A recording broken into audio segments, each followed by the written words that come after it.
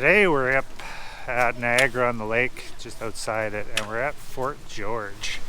We just sort of pulled over here and just...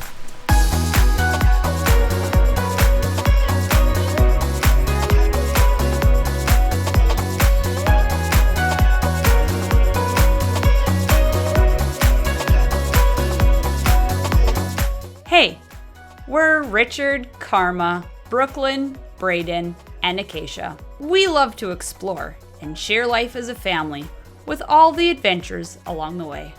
We hope to inspire you to chase your dreams by joining us in our crazy RV. We saw a lot of things on the way here that were like, oh, we should stop at that. Yes, they did have lots of vineyards and apples and other things like that. But we're going. Pumpkin place. Well, by the time we make it back there, it'll be late and they'll be closed. What? No, this isn't going to take us that long. What we should do is we should leave here, go back. It's just over there. You can check out the apple things, and then we go the other way. They put the gunpowder and stuff down, however they packed it. Then they put a wad in that would compress it, and then they put the cannonball in, and then they have a fuse that goes right here. Goes down, and then they would light it, and it would go light down. That fuse, and it would go down. Or there's different ways. I'm sure if anyone knows anything about cannons, they could fully correct me. On Lego cannons, you just can flick this thing at the back, and it shoots the little thing out. That's because it's on Lego mode. And not even all of them do that. Some of them don't actually work on Lego, but... I wonder if these are original or if they're restored. Like, they're obviously painted, but... Yeah. Get down! It would definitely hurt to get hit by one of these. I know. Daddy, we're gonna go to number 4. Number 4? What's number 4? Mommy! Going to number 4. Whoa, that's a big hill. Look, the blue building over there. Oh, okay.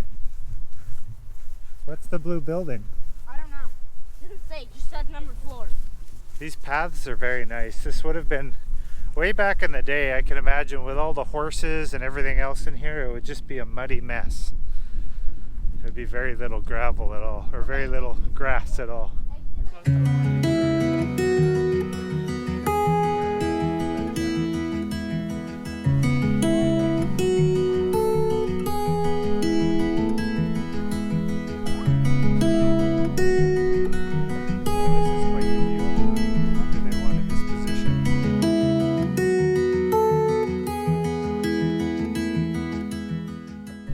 That's interesting. All the ramps and everything are all, earth like they would have been.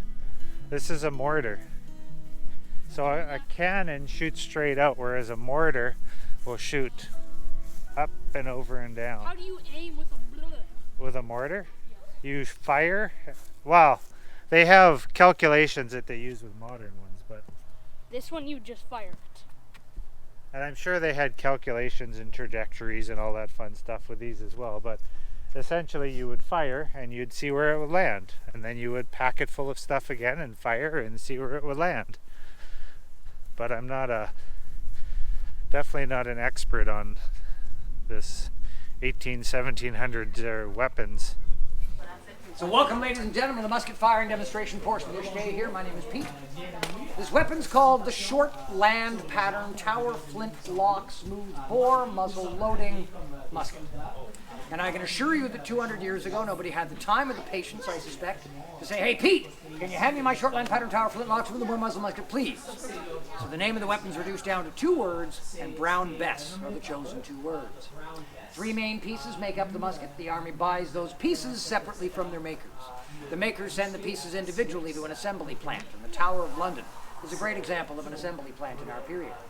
At the tower, the 3 pieces arrive and they're put into the final package, so when the soldier receives his weapon, rather famously he's received it lock, stock, and barrel. Prime. Pour some of the gunpowder in the pan. Close the frizzen to hold that gunpowder tight. Cast about. Now, the rest of the powder, the paper, and the ball, if there was one, would now go down the barrel. In fact, you'd need to leave the ball or the paper wrapped around the ball. If I was to drop the ball down by itself, because it's so much smaller and I pointed downhill, far less effective. So instead, you leave the paper wrapped around the ball to act as wadding, to hold it in its spot.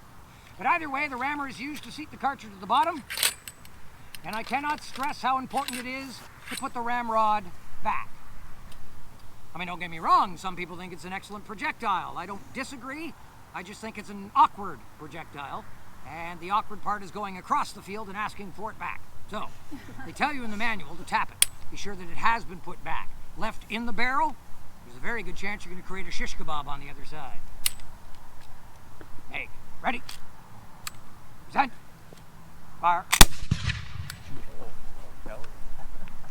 Mom, Dad. Oh, very Do you cool. like those things that Oh, yeah. go on a wheelbarrow so they can move? Look at that. That'd be Look at fun the to play different- with. Oh, there you can see the difference too. See? The little mortar goes up and down. And the howitzer. And the cannon mounted on a field carriage, and then the cannon mounted on the garrison carriage. I never knew that till Carma pointed it out, but one of the best ways that they would, you know, ignite a building on fire is they would heat up the cannonball till it was red hot. Then they'd fire that over into the fort. And obviously it's blazing hot, so it would light things on fire, which is crazy.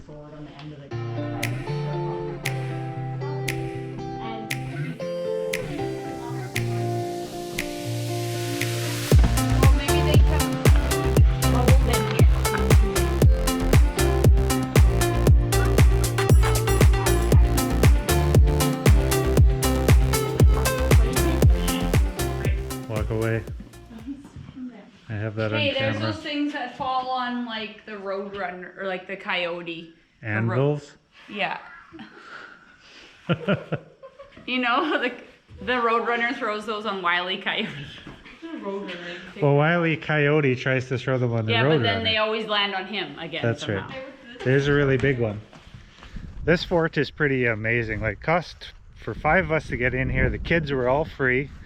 It was 21 bucks for Carma and I to get in, and $6 parking. There's not a ton here, but they do have enactments and stuff during the summer, and there are actually still actors here right now, which is super cool.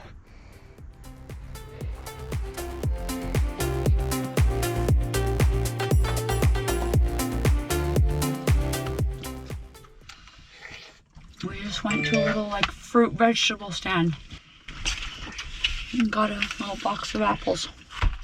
Overpriced apples. How much They're was really it? good. How much was it? $7, and was there 7 in there? 8. There was 8 in there. Okay. I don't know what you pay for apples in the store now. Is it good? Like Yeah. a good deal is when it's like 98 cents a pound. Right. Like I usually don't pick the ones that are over $2 a pound. They sound juicy. Mm-hmm. Okay, well, I guess we're going down to Niagara-on-the-Lake to see what's happening there. Well, you have to, like, what's the location? Like, it's a city, so. I don't know. Or we could go back and play tennis. There's no idea where the location is.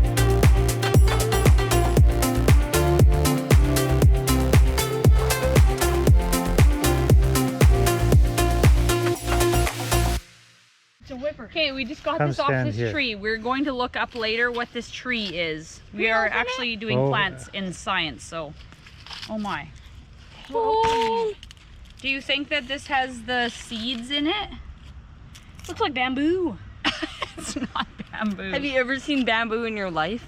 No, except for the panda So cage. at the something that zoo. has these big long things. We'll look it up. I saw bamboo at the zoo. And what's the shape? Bring the shape of bring a leaf with us so we know it's this leaf. Leaf I'm gonna looks look it like up. this.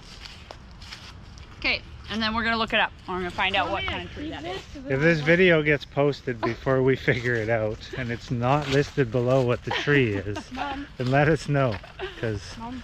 Yeah. obviously we haven't figured it out yet. Oh yeah, look at there are seeds in there. Look it. See?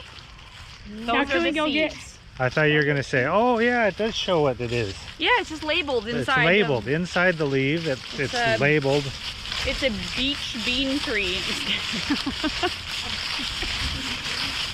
These are like, Those wheelchair signs are like they're all intense, just like yeah, the wheelchair and people their are arms just like, are back like this. Like they're pushing their wheelchair so fast. So every parking lot that we come to down here requires like $5 to park in, so we're just gonna walk.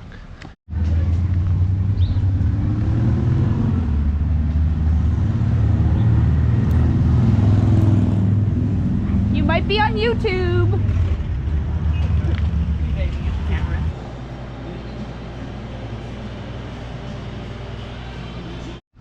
How's everyone's gelato? Good. How's the gelato? Mine is very good. What did you get? Call it a gelato. I don't know.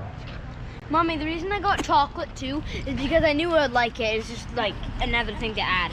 Braeden? Well, this is actually a sorbet. A sorbet? Sherbet? No. It's called sherbet, not sorbet. But it's spelled sorbet. It is. You're right. There's no H. Yeah, On there's their no sign. sherbet. Dad just looks so serious. Sorbet. I think it's pronounced sorbet. It's not. So this is a mango. Oh my gosh. It's not actually a gelato. And then I got, I don't know, White something- chocolate white raspberry? chocolate raspberry, which is quite good, and cherry cheesecake gelato. Well, I want to say what I got. I got cherry. No, what is this? What is this? Raspberry. Oh, raspberry. And this is peanut butter and chocolate. This is really good together. I got raspberry here and then strawberry cheesecake, I think. Yeah, in Brooklyn you got peanut butter, Peanut butter and cookies and cream. and I I'm got, not even sure what that store was we went into. oh, don't know. I recommend it though. Niagara. Niagara-on-the-Lake, there's a little gelato store. Tell them that we sent you. And you'll receive a full gelato when you pay for it. All the houses here have like designations on the buildings as to when they were built. So this house was built in 1819. It just had its 200-year anniversary That's like awesome. a couple years ago. And here we are. They did a good job. It's still standing. It's also for sale. Is it for sale? Yeah. Oh, I wonder what it's listed for. The peanut butter is so good. I would recommend it. I wouldn't recommend it. I'd recommend the chocolate raspberry. I recommend the chocolate raspberry. My favorite, I think but that's like the end of another raspberry. It's day. a balance. Hopefully it doesn't rain too much tomorrow. A little bit of thunder showers. The moving pieces on the lock, you have a frizzen, F-R-I-Z-Z-E-N. This is nothing more than a hardened piece of steel. Its main job is to hold the gunpowder into the area directly below it, called the pan. The other moving piece, the hammer. In the jaws of the hammer we have a flint. Now flint is a stone that's hard enough to maintain a sharp edge, sharp enough to dig in and scratch off pieces of metal. In the face of the frizzen at a high enough rate of speed, those pieces of metal form sparks. We hope. Those sparks fall down into the pan. We hope. That ignites the gunpowder you put in the pan. We hope. That ignition goes through a small hole on the side of the barrel. We hope. And that sets off the main charge on a good day. This is not a good day. 30% of the time, every soldier in the world understood that the musket, the weapon in their hands, has a 30% misfire rate. So that's in perfect conditions. No rain, no wind, no humidity. It'll only fire about 7 out of 10 times. A day like today, we're running at about more than 40 to 45% misfire rate, but I'll do my best to make sure this one operates properly today. Now there are some prerequisites, things you needed to have before you were allowed to join this army. Prior to 1811, you had to be 5 foot 6 inches tall, 16 years of age, and you had to be a male. Well, the male portion of that wasn't always adhered to. We know of at least 2 females that disguised themselves and snuck into Wellington's army, and they fought bravely against Napoleon's troops in Spain and Portugal, until they got injured and sent to the doctor, and the doctor recognized a few things were missing. They were asked to leave. But the height requirement, you can understand why they had a height requirement given the size of these weapons. Now sadly, in the last 100 years, the modern people seem to have this very strange misconception that, oh, people were a lot smaller back then. And yes, people were smaller 200 years ago because McDonald's did not exist. But no, they were not nearly as short as we tend to think. The average height of the human animal has changed by that much. That's what we've done in 200 years. We've gained 3 centimeters or 1.5 inches. That's all we've managed to do in 200 years. If you go back 1,000 years, now there's a large difference. To give you an example, the Potsdam Giants raised by Wilhelm I in 1640. In 1640, his minimum height requirement was 6'2". Now he didn't find 5 guys, he didn't find 10 guys. In the 150 years that regiment existed, he found 3,500 men between 6'2" and his tallest was 7'2". Now today, those 3,500 men would be in a regiment called the National Basketball Association. But 400 years ago, it was the largest collection of tall people in Europe alone. They hadn't done this on every continent. They'd done that in Europe. You also needed to have at least 2 legs, 2 arms, 2 fingers, and a thumb. The Army's going to check your face to be sure that you have at least 2 teeth. Now, they'd like to see the teeth on the right-hand side of the face, but no matter where the teeth are, it's imperative that they touch, because if you want to be able to fire one of these weapons, you first must be able to open the cartridge. And that's one of these things here. Simply put, this is a paper tube. It contains 110 to 120 grains of black powder. Had this been a live round, it'd be a white piece of paper instead of blue for blank, and you would have seen our projectile, a 68 caliber soft lead musket ball attached down here at the bottom. 68 caliber, 0.68 of an inch. To give you something to compare that with, movies and television talk about a 22. That's 0.22 of an inch, or 1/3 this size. The 9mm is rather famous today. It's a millimeter shy of a centimeter. This is 1.72 centimeters. It is a massive projectile. Of course, we don't fire live ammunition today. We find that cuts down to repeat visitation. But the twist at the top is where the teeth come in handy.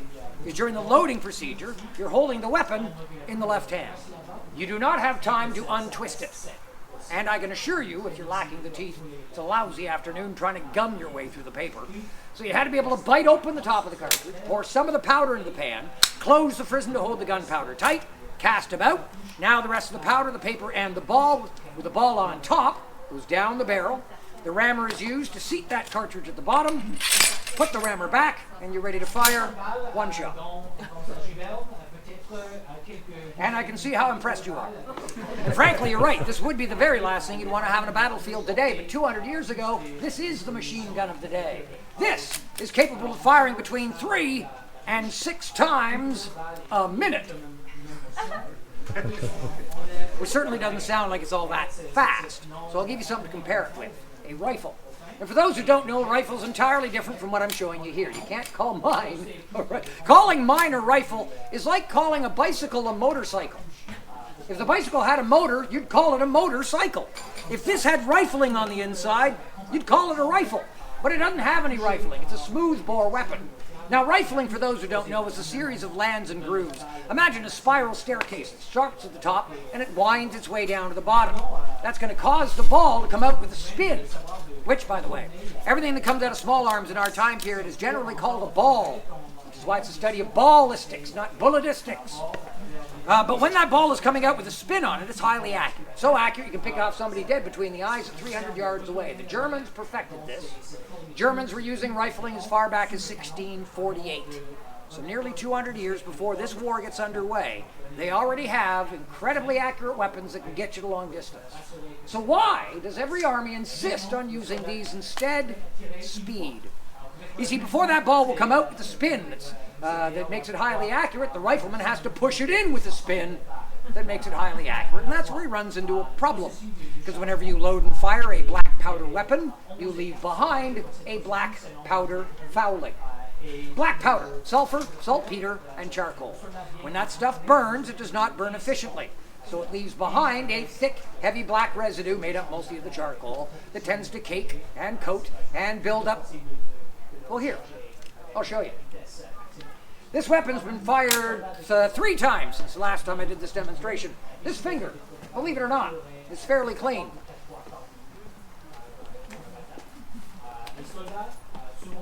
Cleaner. I love my job, I love my job, I love my job. 3 shots. And no, I'm not going to put my finger back in my face. But when loading and firing a rifle, that is what gets in the way. Right now, this is greasy because I wet it. Give it about 10 seconds, it'll start to cake and harden. Turns into a granular substance. It's actually very similar to gravel. And having gravel stuck to the inside of your barrel, as you might imagine, doesn't help you push anything down. In fact, it slows you down tremendously fast. The first shot out of a clean rifle will take about 30 seconds to go through the process of loading, taking aim, shooting somebody 300 yards away. Congratulations, hope you get a trophy. Now load and fire the second shot. This stuff's going to slow them down to about 35 seconds. Which doesn't sound like it's that much longer, but people are shooting at you. Every second counts. The third shot, the fourth shot, the fifth shot, the sixth shot. He's getting progressively slower. So by the time the rifleman has fired his highly accurate rifle 10 times, it's now going to take 2 minutes to load and fire the 11th shot. Now you can still claim that he has the advantage. He can shoot me at 300 yards. Good for him. Because I can run 300 yards in less than 2 minutes and poke him in the eye with my dirty finger. So you don't need somebody who's that highly accurate. For the same reason we don't fill our battlefields today with snipers. No, we hand our children semi to fully automatic weapons. We tell them to point them at the bad guys, pull the trigger. Hundreds of rounds are released in the direction of the bad guys. The bigger the spread pattern, the better. Well, the same principle applies with this. This loads tremendously fast for the time period. It's just not known for its accuracy. So I'll give you an idea of accuracy. At 75 yards, I've hit a man-sized target 9 out of 10 times. Now, I was aiming center of mass with every shot. I was taking my time. No one was shooting at me. One shot hit him up here, another shot down there, one shot in the face. And frankly, you hit anything with a 68 caliber ball. It matters not where you've hit them. You've done your job. At 30 meters, essentially from that wall to that wall, I've hit a target the size of my hat consistently. But most battles don't start at 30 meters or even 75 yards. So I use our front gate as an example. 200 yards in that direction. Anyone standing that far away from me would be entirely safe. I can stand back at this distance, fire all afternoon, but the only injury I'd create is maybe a hernia from laughing at me. Because what made these weapons quick to load had made these weapons inaccurate.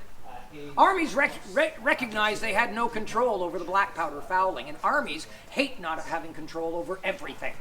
So they controlled what they could, and that was the size of the ball and the size of the barrel it was fired out of. So this massive 68 caliber ball is being launched out of a 75 caliber barrel. The barrel is deliberately made bigger, and that's what the Brits are doing. The French had fired a 52 caliber ball out of a 59 caliber weapon called Charleville. Same idea, bigger barrel, smaller ball.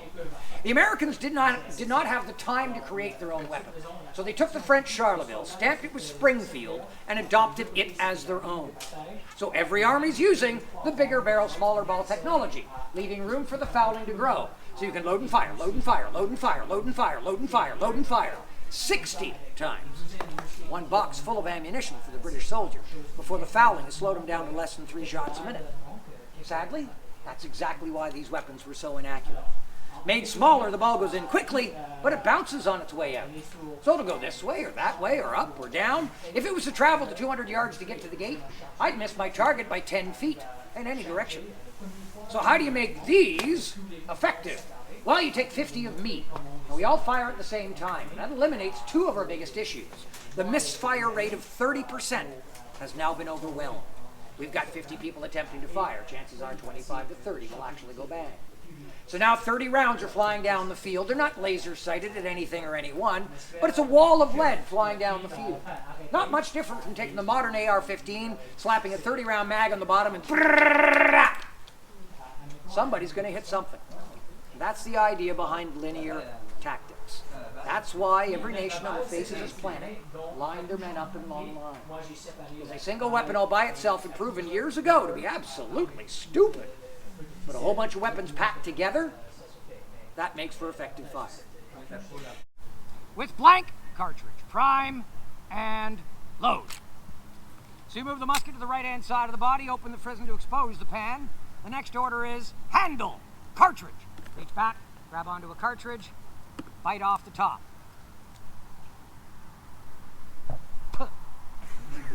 Prime, pour some of the gunpowder in the pan. Close the frizzen to hold that gunpowder tight, cast about. Now the rest of the powder, the paper, and the ball, if there was one, would now go down the barrel.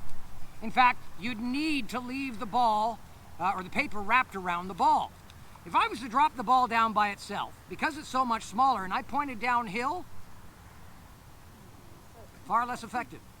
So instead, you leave the paper wrapped around the ball to act as wadding, to hold it in its spot. But either way, the rammer is used to seat the cartridge at the bottom, and I cannot stress how important it is to put the ramrod back. I mean, don't get me wrong, some people think it's an excellent projectile. I don't disagree, I just think it's an awkward projectile, and the awkward part is going across the field and asking for it back. So, they tell you in the manual to tap it. Be sure that it has been put back. Left in the barrel, there's a very good chance you're going to create a shish kebab on the other side. Hey, ready? Set. Fire. Imagine 50 of those firing at the same time.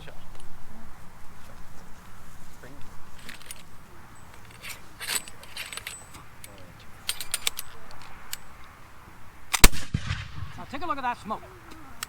It is fully conceivable that I could get dressed up in the best camouflage known to modern man today. I could paint my face, I can stick leaves and trees and rocks and things like that in my hat. I could hide in this field and look like a bush for days. Well, let me ask you, how many times would be able to fire this weapon before somebody said, that bush just fired at me? You can't hide, it's impossible. A single shot, the cloud of smoke says. So the bright red suit was done for a few reasons, and one of them is self-preservation. I'll explain. Most people are surprised by the amount of smoke produced by one weapon. Well, one weapon does not a whole battle make. Given the way the wind is moving right now, if we put 100 men in the field over there and they fired, that smoke would come across us and we would lose each other at this distance. That's 100 men. On Thursday, the 27th of May, 1813, 6,000 American soldiers came to take this fort.